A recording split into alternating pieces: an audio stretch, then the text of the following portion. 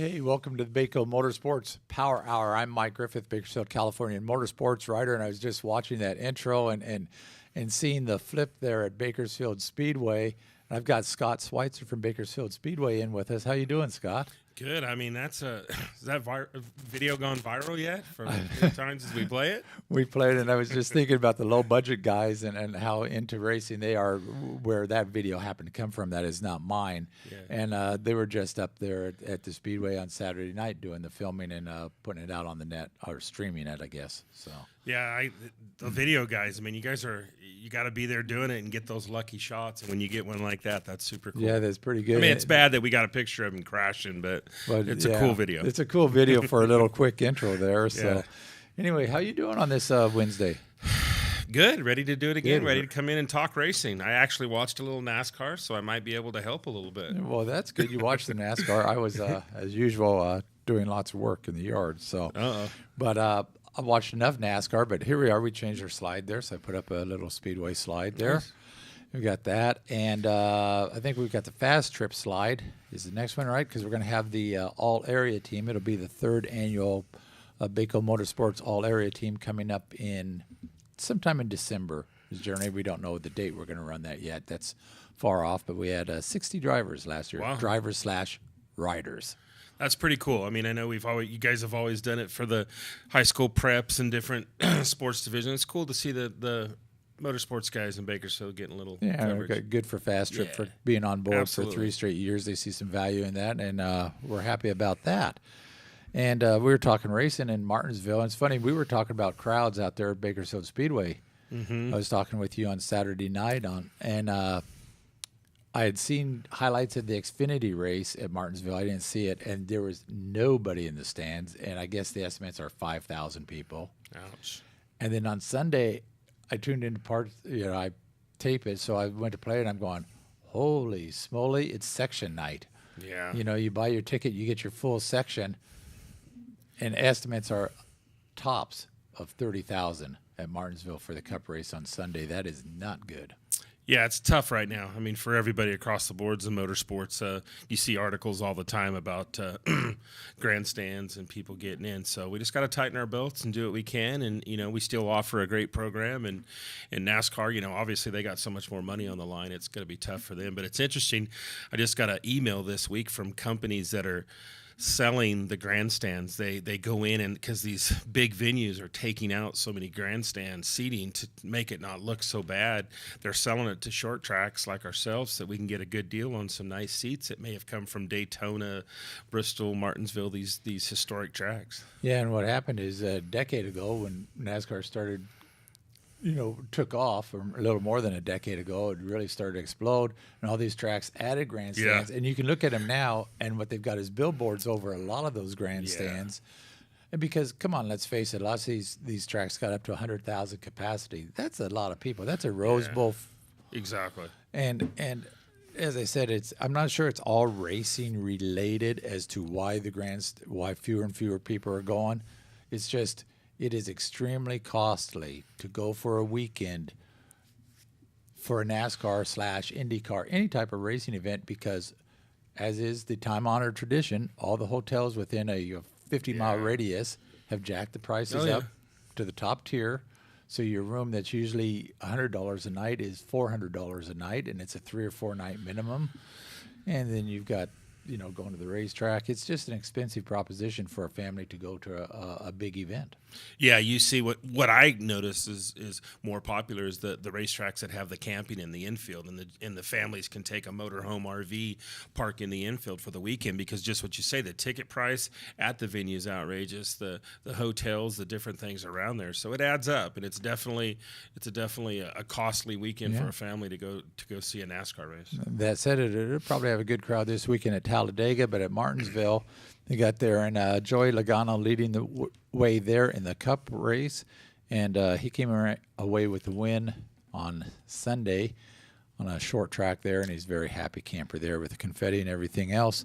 Kevin Harvick finished third. I think he finished fifth. I don't think I fixed that slide. Thought I fixed it.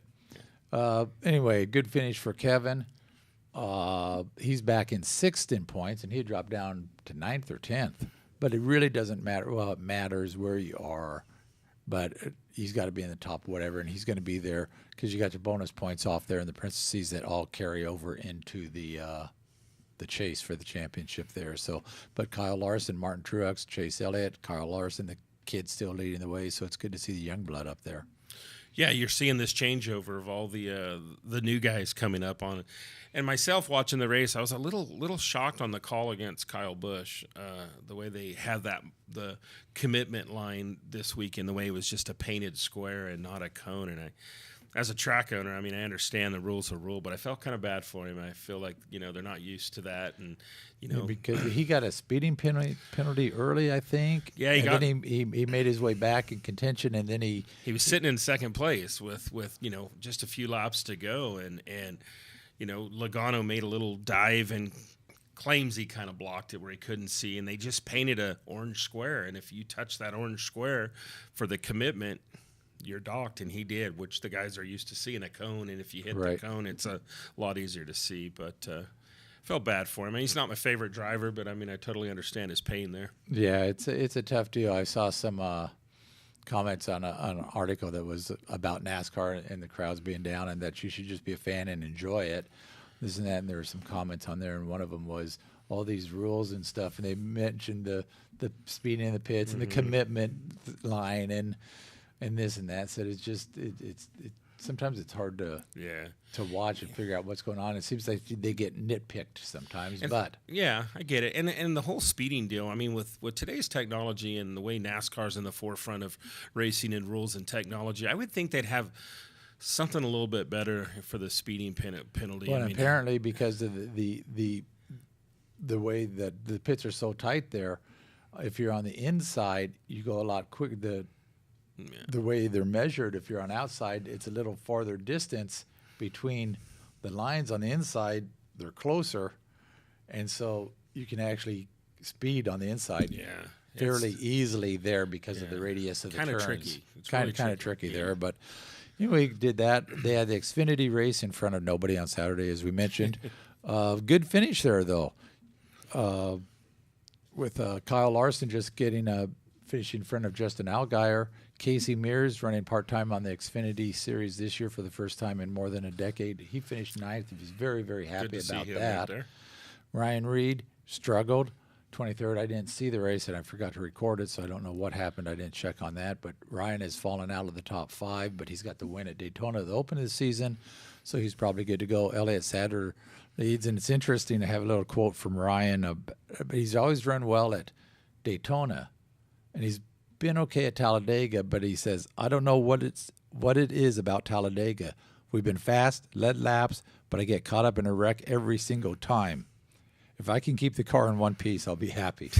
And I think that's a lot of people's feeling about Talladega. Yeah, I was just going to say, I think there's more than just him that feel that way in the pit area because it's a shame. These guys put a lot of time and effort, and one guy messes up and it collects 10 cars or whatever. You get the big one, as they call it, and just wipes out a ton of equipment and a ton of money right down the drain. Yeah, and the big ones happens more often at Talladega. It's just the nature of the track. It's different than Daytona, and they seem to get caught up. They run 4 wide there, 5 wide sometimes, and things happen when you're running a nose to set tail and side by side. Don't have a lot of wiggle room, No, and when one car gets sideways, 12 get caught up. It's over at that point. So had NHRA was at Charlotte. They run there twice, but they only run this once. They have 4 lanes, and they run 4 wide. Did you see any of that? I watched that too. Boy, that's crazy. I really didn't understand it a lot. Who wins, who doesn't win. I'm gonna have to get with Blake and have him explain that to me a little bit. That is crazy to watch. During the eliminations in the first round, there's 4 cars running, and it's the first 2 to the finish line. You're just not racing the guys side by side, but the way they have to pull in and they can't see the other drivers, it caused a lot of problems for a lot of drivers with reaction times were dog slow. Yeah, I seen that. People were red light. If you pull in pre-stage and if you don't, get up to the next light in a certain amount of time, it popped a red on and people were slow, and it's crazy. And then following on Twitter, I follow a lot of drag racers on Twitter, to hear their comments. I mean, it sounds like they're not a big fan of that 4 wide racing. Go ahead and show that funny car video, if you will, Chris. Todd, second across the stripe in the first 2 rounds, can win the whole thing by being first across the stripe here.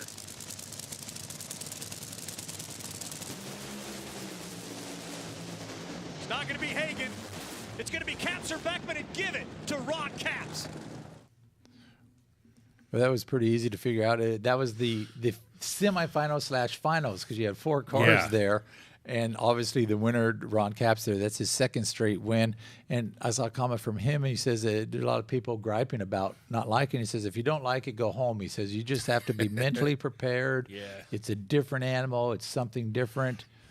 And apparently he wasn't fazed by any of the staging issues. But it is really interesting how the crew chiefs or a person for every car will be there, and they'll try to they get them all to start to go in at the same time, and then you have 7 seconds once that top lights bulb. And we had people not stage, we had somebody stage and then rolled out, which person next to him thought, what's the heck's going on? And they were 2 days late on the lights. So it was cool to watch, and it was cool to get all the technology talked. They said that some crew chiefs want their cars to run only this long, so they'll stage early, and other guys. So to hear all that and why, and then it kind of threw a whole nother angle in it. So it was really interesting. First time I ever really watched that NHRA event. So it was pretty different. Go ahead and show that top fuel. 4 wide nationals.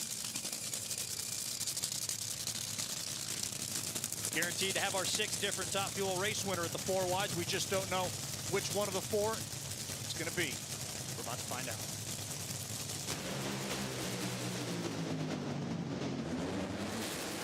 How about Steve Torrance in lane number 4?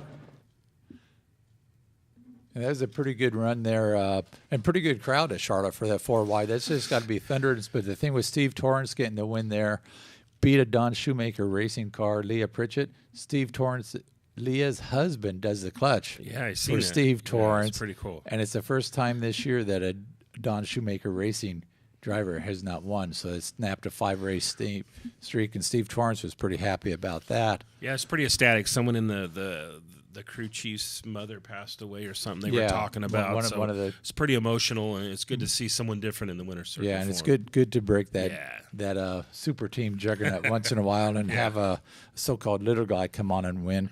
IndyCar, they raced at Phoenix on Saturday. Simon Pajot led from lap 137 through 250. Easy win. There were only 4 cars on the lead lap because there were only 2 cautions. One on the first lap and one took 20 laps to clean that up. And then they didn't have a caution again until like 138 laps in, about 10 lap caution. And so that's why there's only 4 cars on the lead lap. Just, if you don't get those cautions, it's over quick. The fast cars are going to be fast. They're going to pass. Yeah, they're going to get some people lap downs. There's no time to make an adjustment on green flag stops. You're just kind of out to lunch, especially on a 1-mile track with Indy cars. Yeah. So they race again in the at Indianapolis, but on the road course on May 13th, and then they get ready and turn around 2 weeks later to run the Indy 500. So, and F1, they were in, of all places, the Grand Prix of Russia in Sochi, where they held the Olympics. And Valtteri Bottas won, Mercedes driver, second fiddle to Lewis Hamilton. His first win, I think, in his 81st start, beat Sebastian Vettel in the Ferrari, and Kimi Räikkönen in Ferrari, and an off-pace Lewis Hamilton was 4th. So, and quickly, we've got to go to a break, but Buddy Shepard got the win at Madeira, 26 cars. He qualified, he set fast time, started 9th, took the lead on the 26th lap, and led the rest of the way for a big win there. So, cool. That's it on the what's going on in the world of motorsports. We'll be back with the Bakersfield Speedway segment in just a minute.